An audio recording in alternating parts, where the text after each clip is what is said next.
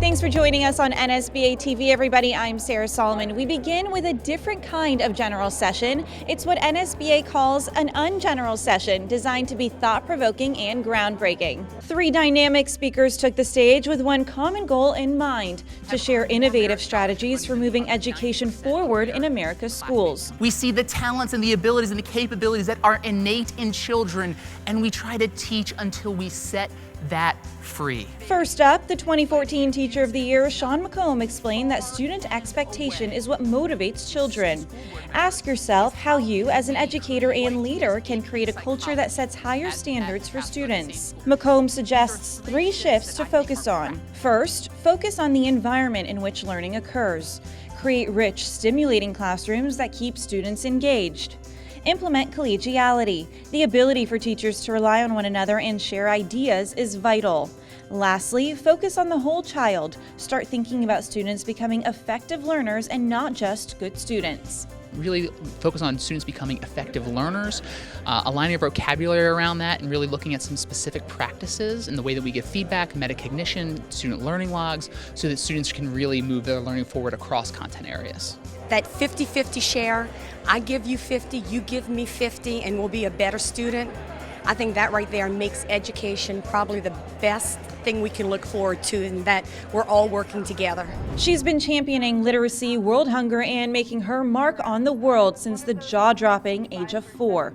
At 17 years old, Adora's VTalk is one passionate young girl with big visions for education. We really need to be asking students to come in and talk about the issues that are mattering every day to them in our schools, because we sit in classrooms, we understand what's going on, and we have opinions that are worth hearing. I've got children also in high school area, and they often come home and say they're just bored, too many tests, and they really want to be involved, and especially what she was talking about, what's the purpose of this?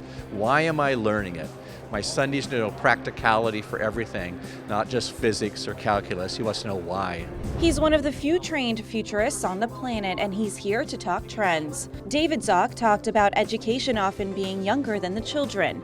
It's important to translate tomorrow. Doing so happens by understanding the age in which we live. To truly connect to students, use questions and answers, not measurements. An empowering morning continued with a celebrity advocate that is standing up for public schools. For the first time in American history, high school graduation rate hit 82%. Emmy Award-winning television personality and Stand Up for Public Schools campaign advocate Montel Williams shed light on the importance of education as the greatest equalizer our world has ever known. As a product of public school himself, Williams expressed the need to bring arts back into our curriculum.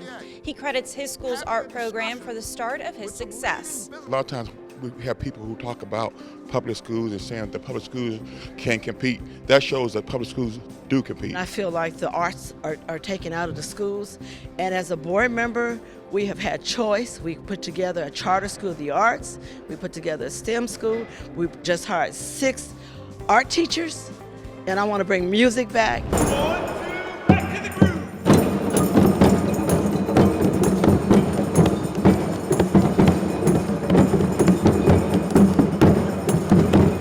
Folks have thoroughly enjoyed this conference. First of all, what a great venue, what a great city, but the speakers, the sessions, I think it's given everybody real optimism about not only their work, but the future of public education. And the future is bright for public education as school board members leave Nashville re-energized and ready to implement some of the things they learned here into their communities.